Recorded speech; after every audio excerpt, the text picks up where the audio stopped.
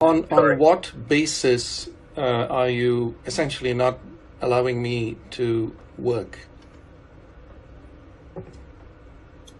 It's because you're allowed to work, Francis. You're not allowed to use your academic faculty appointment based on the suspension. That's all within the letter, and that will be part of the investigation and the review. Yeah, my role in the hospital is an academic role. It is, and it's suspended at this time. So Yes. what you're saying is basically you're not letting me work. No, that is not true. Yes. That is not correct. And I will let you know the outcome of the next part, which is for me to share with you that we're not impacting your privileges. We have not impacted your license. We have not impacted your ability to work. But I do need to let you know that based on the letter within your language, I'm giving you 90 days notice of termination without clause of the contractual relationship between the health authority and yourself under your language of clause 5.2 of the signed agreement between us. One of you has just spoken. Notice that the agreement will just terminate on ask September something? 21st, 2021. Your privileges at this time are not impacted. However, this notice is given without prejudice, and we remain all of the rights, powers, privileges, remedies, and or defenses which the SHA currently has within the privilege system outlined within the bylaws. These are all at this time expressly reserved. You remain able to practice as a surgeon after September 21st, but not in a contractual relationship with the health authority. So You two will of you. receive a written copy of this by email and by registered mail immediately following this meeting. So is this? What is this? Am I allowed? Why are you meeting with me if you don't allow me to speak? This is to give you the information, Yeah, and now you're able to you can speak. send me a letter. I mean, I know your faces really well, so Yeah. I mean, there's no need. If you don't let me speak, I mean, You can speak now. This is exactly the problem, isn't it? You're censoring people, not allowing people to speak. You're not allowing people to protect the vulnerable. It is not only a very unprofessional thing, it is also contrary to informed consent and the basic principles of medicine. You are violating all of those principles. Did you know, by the way, any of you, that the WHO has asked that children do not be vaccinated? That is not accurate, and that is certainly not accurate, Francis. Well, then in that case, we are not here to debate the merits of your position. We're here to inform you of the decisions of the health authority that again, the you're not College of letting me Medicine speak. are required to take at this time based on the current situation that you have entered into, based on the WHO language of our policies and procedures. The WHO has suspended. And in fact, they never That is not ever. accurate, Francis. They never ever. Let me just. We're not here to debate that. You're not. There is a place for that debate. It is not. Well, it's not a within debate. the- It's not a debate. I'm just telling you the statement. The statement was put out on Monday morning, and the WHO has stated that children should not be vaccinated from 12 to 18, and anybody less than 18 should not be vaccinated. You guys claim that you listen to the WHO. No, And Francis, the I would WHO. like to speak. Well, you've spoken now for 90% of the time, so it's only fair that I can speak as well. So, Francis, I would like to speak. I haven't spoken yet. Yeah, but can I just? I mean, you've basically read out some indictments against me. This is exactly the sort of panels that were set up in the Soviet Union and in Nazi Germany against academics. These are the type of panels anyway. I'm not saying that you're Nazis or Soviets, but it's really disturbing, isn't it? I mean, that because I call for informed consent from parents and children, I am essentially not being allowed to practice and to teach residents and to teach students. This is disturbing, dystopian, and it's just not acceptable. So, Francis, as I said, I would like to speak. The purpose of this meeting is to inform you of the actions that the College of Medicine has taken at this time, and in likewise the SHA has taken. And certainly the provincial head is here because he represents both organizations to the Department of Surgery. I am here, as is Susan, to support provincial head.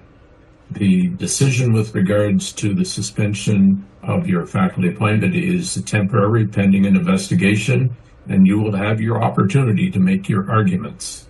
That is not the purpose of this meeting. This meeting is simply to inform you of the decision made after due consideration by the College of Medicine and the SHA. I recognize this decision may be distressing to you, and want to emphasize to you the need to first of all look to the contract and look to the policy and procedures on medical faculty appointment to see the avenues that are available to you as this process unfolds. That will likely include the need for your own advice in determining best paths, and there are people, including legal representation, that can advise you as you follow your way through these procedures. And the second thing that is really important to me is that you do take care of yourself through this process. This is a stressful process and an unfortunate process that has been made necessary by the actions to date. But it is still stressful and difficult. So in that realm, there are many supports available to you, and particularly the physician health program. Okay, I just have to say something because Francis, I'm speaking. Well, yes. And I will finish speaking, and then you can speak. I have to say that I'm not distressed at all. I will finish speaking, and then you can speak. I'm not distressed at all. I will understand. You don't have to shout over me. That's your choice, but I simply want to make sure you know those supports are available to you. Well, I'm not distressed at all. It's good to be on the right side of history and to go to sleep with a good conscience. I'm thinking you guys must be really distressed because you're going against science, you're going against the WHO, and you are trying to essentially you're basically doing your best to censor and to silence and to muzzle, intimidate, and essentially physicians, scientists, and people around the world who are calling for adolescents and children not to be vaccinated. The very fact that you don't know, let me finish, because I know that you all want to jump in and cut me off. The very fact that you don't know that the WHO came out on Monday morning with the recommendation not to vaccinate 18 and under shows that you're living in a dystopian bubble. You're only speaking to echo chambers. You don't know the level of support I have. You don't know how many surgeons, physicians, scientists in Saskatchewan, across Canada, who have reached out to me in support. You just don't know. You're living a fantasy world of self-congratulatory messages. It's really shameful. So I think, Francis, this is why we're so concerned about you, and because this appears to me to be a change in the way that you see the world. I've read the World Health Organization statement. I read it this morning in preparation for this meeting, to make sure that I had as much information. I've read the PHAC, I've read everything. I'm very concerned about your ability to clearly see what's happening and what others may be doing with you and to you to take advantage of your position. You're a highly intelligent man. Well, thank you. Thank you for... You're not making intelligent decisions. You're not interpreting literature or behaving in a way that makes me understand that you understand how to navigate a scientific debate. To be honest... This is why it's important that we reiterate, please reach out to the SMA Health Program to ensure that you have supports that you may not realize or think that you need right now, but they offer amazing support. Well, I would recommend that you get those and that supports. We will not learn about. I would recommend that you get those supports because I predict you'll be needing them very soon. because thank you for your concern, Francis. Yeah. Thank you for that concern, Francis. So the purpose of this meeting has been accomplished, and that was to inform you of the actions taken by the College of Medicine and the SHA. Reiterate that there are mechanisms for you to appeal these decisions and a process what will unfold at the university with regards to your faculty appointment.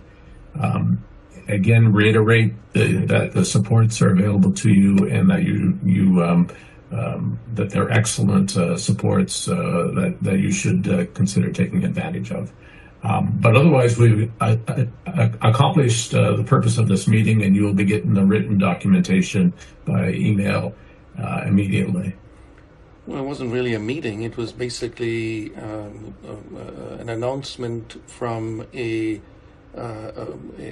group of very deluded healthcare people. Unfortunately, up and down the country, you guys are living in a dystopian bubble. That bubble, the truth will come out. And when that bubble bursts, you guys are going to be in big trouble. And you think I'm in trouble? By the grace of God, I'm sleeping well at night, and I'm not in any distress at all. Well, thank you, Francis, for telling us that. I'm very pleased to hear that. And again, we support, if there's any services needed, we would be pleased to help and support that. But the accomplishments of what was needed to be done today in terms of notification will be sent to you. And I thank you for participating in the meeting. And we will get the information to you as soon as possible.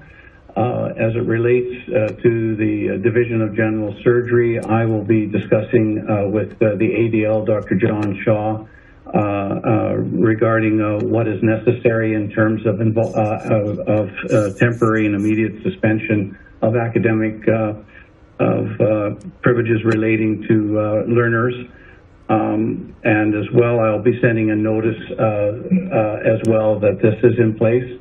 So I thank you for attending the meeting, and we'll end the meeting now. I appreciate your attendance. Thank you, everyone. Well, thank you. Thank you. Thank you.